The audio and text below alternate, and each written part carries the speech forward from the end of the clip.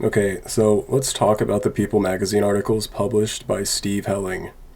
On January 17th, 2023, this article was posted by Steve at 1:40 p.m. And then on the 19th, this one was posted by Steve as well as a collab with Laura Barcella at 2:02 p.m. But also on the 19th, not even 3 hours later at 4:44, Steve posts this article as well. I mean, just based on these dates and times, it appears that Steve was really on a roll there for a couple days, just shamelessly taking a massive dump all over the credibility of his employer. He should honestly be fired for leaving such a stain on the magazine. I'm sure he could easily find a job working for another one, something more slanderous and scandalous and better suited for him. It's just that I'm wondering if People magazine will ever address the issue, take down the article, or better yet, like I was saying, fire Steve. Demolish Steve. I mean, Brian could be facing the death penalty if found guilty, and you got this goofy guy out here trying to make sure it happens. It's crazy to me that we as a society are this far gone. Steve, congratulations on your exclusive reporting. Really remarkable stuff. Walk me through what you found out. Well, yes. I started speaking to, as you and I both did, we tried to reach as many people as we could who used to work at, the Mad Greek restaurant. And, very few people wanted to talk, but I did end up speaking to somebody who worked there until recently, who said that, yes, indeed, they did see Bryan Kohberger come there a couple of times, at least twice. And the only reason why he stood out was not because he was being creepy, not because he was doing anything weird, but he's such a strict vegan that he was requiring that he wanted to make sure that all of his food had not come in contact with animal products. So that's why he stood out, because he had a special request with his order. And yes, he was there. We don't know who waited on him. We don't know if that's where he met, a couple of the victims, but we know that he at least went there to eat a couple of times.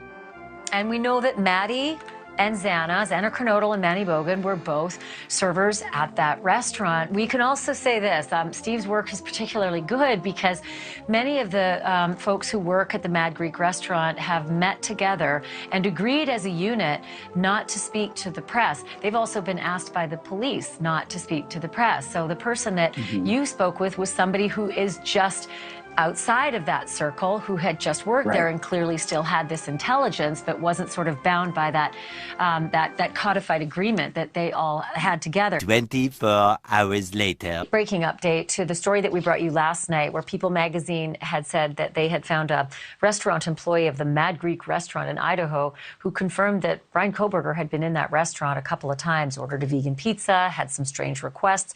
And that really gave us the nexus to the victims in the Idaho killings. But the woman who runs and owns the Mad Greek restaurant is pushing back, Jackie Fisher. She is saying the news media should really do their due diligence before running a story with completely fabricated information. This will be my only response to this story from People. It's not true.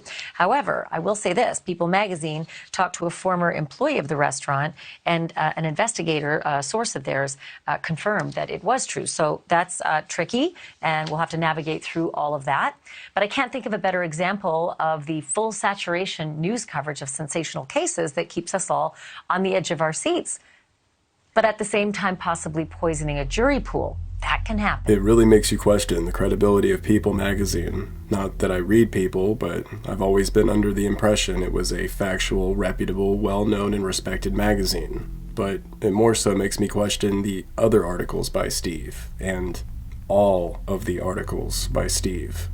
Like this one from January 17th, for example. Accused Idaho killer Bryan Kohberger repeatedly messaged one of the victims on Instagram. Source: he was persistent. An investigative source on the case tells People, by Steve Helling. 2 weeks before the slayings of 4 University of Idaho students last November, the man now accused of killing them sent a series of messages to one of the victims on Instagram, an investigator familiar with the case tells People. In late October, an account that authorities believe belonged to Bryan Kohberger sent a greeting to one of the female victims, the source says. When he didn't get a reply, he sent several more messages to her. He slid into one of the girl's DMs several times, but she didn't respond, the source tells People. Basically, it was just him saying, "Hey, how are you?" But he did it again and again. Madison Mogen, Kaylee Gonzalez, Xana Kernodle, and Ethan Chapin were all stabbed to death in an off-campus rental home in Moscow, Idaho on November 13th. A masked intruder entered the home and killed the 4 students with a fixed-blade knife. More than a month later, authorities arrested Kohberger, a 28-year-old graduate student and teaching assistant at Washington State University. He was charged with 4 counts of murder and 1 count of felony burglary. Kohberger was arrested at his parents' Pennsylvania home on December 30th.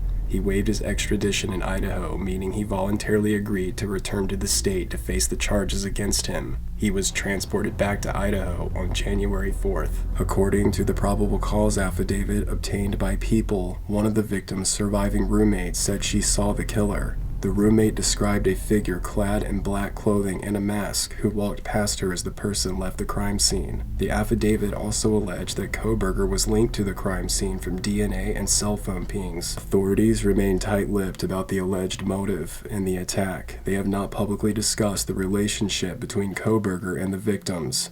Kohberger's now deleted Instagram account, which was viewed by People before it was removed, followed the accounts of Mogen, Gonzalez, and Kernodle, but there was no public interaction. It's unclear why Kohberger didn't get a response to his messages, but authorities say that the victim may have missed them completely. She may have not seen them because they went into message requests, says the investigation source. Instagram users are not notified when they receive a message from someone they do not follow back, and the messages go into a special folder. We're still trying to determine how aware the victims were of his existence. There's no indication that he was getting frustrated with her lack of response, the source adds, but he was definitely persistent. Kohberger has not yet entered a plea. His next hearing isn't until June 26th. His attorney has not returned People's messages for comment. So, how do you feel about these People magazine articles? What's your take? Do you trust them or not? Got any dirt on Steve? Drop a comment below and let's get the conversation started. I'll see you next time in another video. I'm Arrhythmia. Thank you for watching.